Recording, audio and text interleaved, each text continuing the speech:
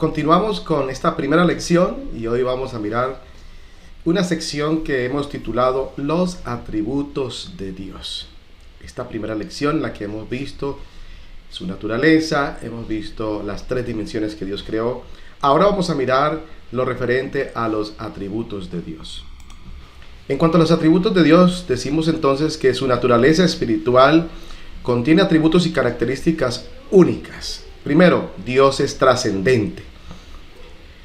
Es decir, Él sobrepasa el entendimiento humano y no se halla limitado al tiempo, ni al espacio, ni a la materia, como ya lo vimos, como lo son todos los demás seres creados. En ese sentido, entonces, Dios es trascendente. Quiere decir que no está limitado por ninguna de esas dimensiones que Dios creó. Otro atributo es que Dios es omnipresente. Quiere decir que está presente en todo lugar.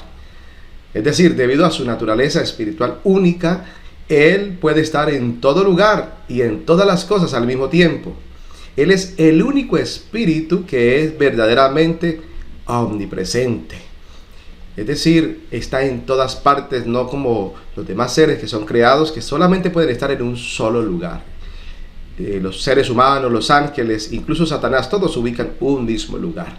Una hermosa descripción de este atributo de Dios lo encontramos en el libro de los Salmos, el capítulo 139, desde el verso 7 al 13, donde todos los otros seres espirituales, como los demonios, los ángeles, el hombre y Satanás mismo, están confinados a cierto espacio. Lo encontramos también en San Marcos 5:10 y otros. Podemos decir entonces que su inmensidad es infinita, es decir, la dimensión del espacio físico no lo retiene ni lo puede medir con ninguna unidad de medida. Sin embargo, Él puede vivir completamente en el corazón de un hombre, según Efesios 3, 17 al 19. Su inmensidad no se mide por kilómetros ni por metros, sino en su naturaleza espiritual, que es infinita.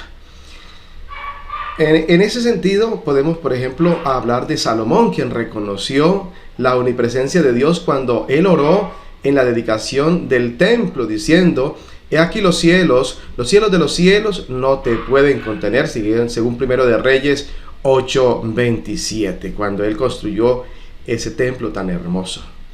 Ahora, si Dios es omnipresente, miremos esta pregunta: ¿por qué la Biblia dice que permanece en el cielo? Podemos responder que cuando la Biblia habla del cielo, donde Dios habita, se refiere a esa dimensión donde está su centro de razonamiento y de actividad. Pero no depende de la dimensión del espacio en el cual viven nosotros las criaturas como nosotros. Pablo predicó que el Señor no está lejos de cada uno de nosotros, porque en Él vivimos y nos movemos y somos, según Hechos capítulo 17 del 27 al 28. Quiere decir que nosotros estamos muy presentes en esa dimensión y Él está presente en la dimensión nuestra. Entonces, en este caso se refiere a la presencia inmediata de Dios, es decir, a la plenitud de la gloria y el poder de Dios, a la cual ningún hombre mortal puede mirar y vivir, según Éxodo 33, el verso número 20. Nunca significa que Dios es falto de omnipresencia, ni es limitado a un solo lugar, ni está limitado tampoco a un cuerpo, como ya lo vimos. Dios es incorpóreo, no está limitado a la materia, como si tuviera un cuerpo. Nadie lo puede tocar, nadie lo puede ver. Por eso es que Dios no está de acuerdo, por ejemplo, con las imágenes, porque Dios no tiene nada que ver con lo material. Entonces, por ejemplo, decimos que cuando Dios viene a la tierra, el cielo no está vacío, porque Él puede actuar simultáneamente en el cielo y en la tierra, o en varias localidades simultáneamente de la tierra. Entonces, aunque Dios es omnipresente, no podemos igualarle a la naturaleza, sustancia o a las fuerzas del mundo, lo cual tiene que ver con la doctrina panteísta, que no es bíblica, porque Él tiene individualidad, personalidad y también inteligencia. Entonces hay personas que creen que Dios es, por ejemplo, un árbol, es un niño, hasta hay canciones de ese niño que podemos ver en él a Dios. No, eso no es verdad. Dios no es de esa manera. Dios no es un ser impersonal, Dios es un ser totalmente diferente a como la gente se lo imagina. Es una naturaleza totalmente espiritual, pero que Él no se puede igualar a nada, ni a los espíritus que Dios mismo creó. Así que nosotros no podemos compararlo con nada, por eso Dios no está de acuerdo con la idolatría o con la creación de ídolos. También decimos que Dios es omnisciente, quiere decir que todo lo sabe. El hombre no puede comprender la profundidad del conocimiento de Dios. La Biblia enseña que los pensamientos de Dios difieren a los pensamientos de los hombres, así como son más altos los cielos que la tierra, según Isaías capítulo 55, verso 8 al 9. Entonces Dios conoce todo de manera absoluta y perfecta. Él es la fuente y el principio de toda sabiduría. En este sentido podemos decir que Dios, Él conoce todo de manera anticipada. Conoce el pasado, el presente y el futuro como nadie más lo puede saber. Hombre alguno, ninguno puede saber el pasado, ni el presente, ni el futuro como Dios. Job confesó, por ejemplo: yo conozco que todo lo puedes y que no hay pensamiento que se esconda de ti. Y dice en 1 Samuel 2:3, porque el Dios de todo saber es Jehová. Y el Salmo 147:5 dice: grande es el Señor nuestro y de mucho poder, y su entendimiento es infinito. Entonces, cuando miramos a Dios, Él puede mirar todas las dimensiones del tiempo desde un eterno presente. La omnisciencia de Dios entonces es un atributo que pertenece exclusivamente a Dios. Él es el único y sabio Dios, dice 1 Timoteo 1:17. La Biblia no identifica a ningún otro ser que sea capaz de leer todos los pensamientos del hombre, conocer el futuro con certeza o conocer todo lo que hay por conocer, como ya lo decía. Nadie tiene esa facultad como los que dicen que tienen telepatía, que pueden conocer el pensamiento de los hombres. Eso no es verdad. El hombre no puede integrarse en el pensamiento de los hombres para conocerle. Lo cierto entonces es que Dios es el único ser absolutamente que tiene esta facultad de conocer, como dice el salmista, nuestro andar, nuestro sentarnos, nuestro levantarnos. El Salmo 139 lo explica. Aquí también en este salmo nos enseña que Dios conoce todo, incluso nuestros movimientos, nuestros pensamientos, caminos, maneras y palabras. Entonces podemos decir de una manera especial que Dios nunca aprende, porque Él ya lo sabe todo de manera anticipada. Entonces este atributo podemos decir que Él nunca adquiere ni acumula conocimiento. Dios no es como el hombre que pasa trabajos para adquirir conocimiento. Él posee el conocimiento absoluto. Él lo conoce absolutamente todo, según podemos encontrar en Hebreos 4:13. Y en Isaías 41, 21 al 24, Dios proclama su omnisciencia, desafiando incluso a los dioses falsos a presentar argumentos en contra de Él.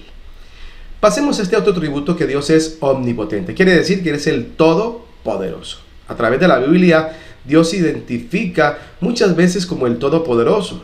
Eso lo leemos en Génesis, en varios textos. Él tiene todo el poder que existe y ningún ser puede ejercer cualquier poder a menos que Dios se lo permita. Entonces Dios, como omnipotente, Él solamente puede tener todo el poder, según el libro de 1 de Crónicas 29:12. Y en 1 Timoteo 6:15 describe a Dios como el bienaventurado y solo soberano, Rey de reyes y Señor de señores. Los santos de Dios en el cielo lo proclamarán, aleluya, porque el Señor, nuestro Dios todopoderoso, reina. Entonces Dios describe hermosamente allí su gran omnipotencia, igualmente en el libro de Job. Otro atributo es que Dios es eterno, es decir, es sin principio ni fin. Dios es inmortal, Dios perdura para siempre, según Deuteronomio y los textos de Isaías y 1 de Timoteo que allí vemos. Él es el primero y Él es el último, según Isaías 44. Él no tuvo principio ni tendrá fin. Otros seres espirituales, incluso el hombre, son inmortales en cuanto al futuro, pero solo Dios es eterno en el pasado y en el futuro. Y esto es importante entender, lo que Dios puso eternidad en el corazón del hombre. Es decir, el hombre tuvo un comienzo cuando nace, pero no tiene un fin, tiene una eternidad. La Biblia dice que Él nos ha puesto eternidad en el corazón de todos los hombres. Pero Dios no tiene ni principio hacia la eternidad, hacia atrás, ni fin en la eternidad hacia adelante en el tiempo. Y más, cuando el tiempo ya no exista más, Dios nos dejará inmersos en esa eternidad en la que Él vive. Sabemos que también Dios es inmutable, quiere decir que no cambia. Entonces la naturaleza de Dios permanece siempre igual, solamente su futuro curso de acción cambia para responder a los cambios del hombre. El carácter y los atributos de Dios nunca pueden cambiar. Entonces dice Malaquías 3:6, porque yo Jehová no cambio. Es cierto que a Dios a veces se arrepiente, es decir, cambia su curso de acción en relación al hombre, pero esto es solamente porque el hombre cambia sus acciones, pero en sí, en su naturaleza, Dios no cambia. Él puede cambiar sus decisiones, Él puede cambiar su actitud, pero no su naturaleza. Entonces eso lo vemos en el ejemplo cuando Él se arrepiente de castigar a Nínive, y eso causó que Dios cambiara sus planes de destruir esa ciudad.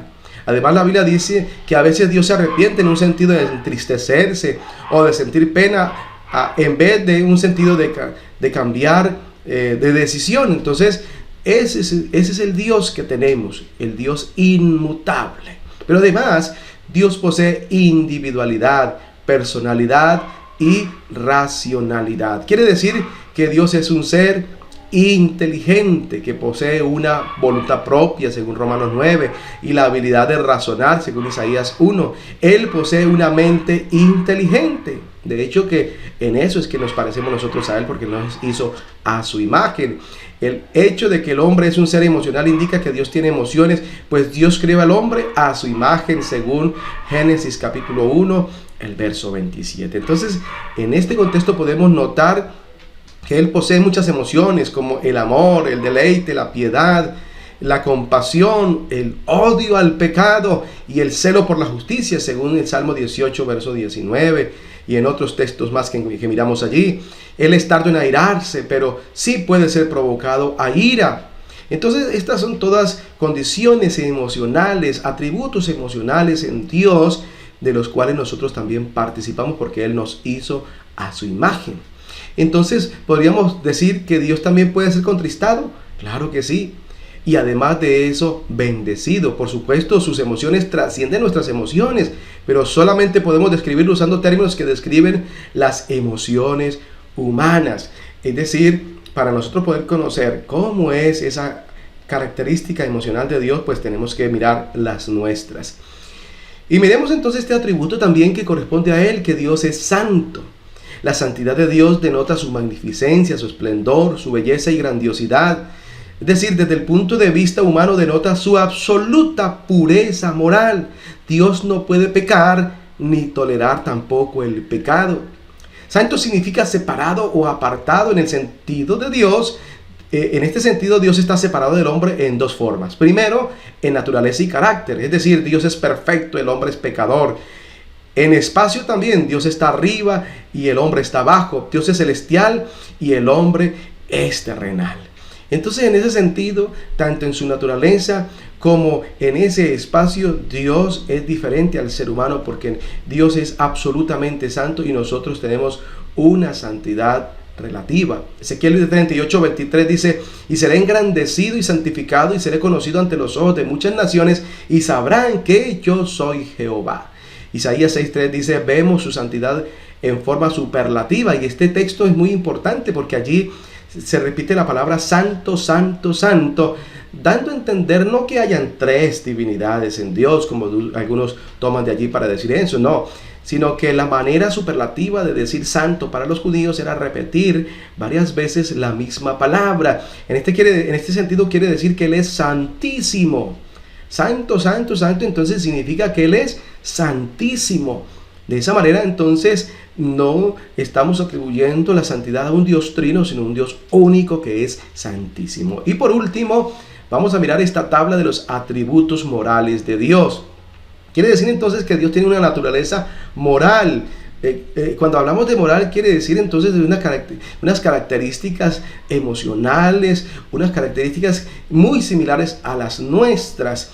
Por ejemplo, en su amor, que Él es luz, que Él es santo, que Él es misericordioso, benigno, recto, bondadoso. Él es perfecto, Él es justo, Él es fiel, Él es verdadero y Él nos ha dado de su gracia. Todos estos son atributos que en alguna medida Dios ha compartido con nosotros en el momento de la creación.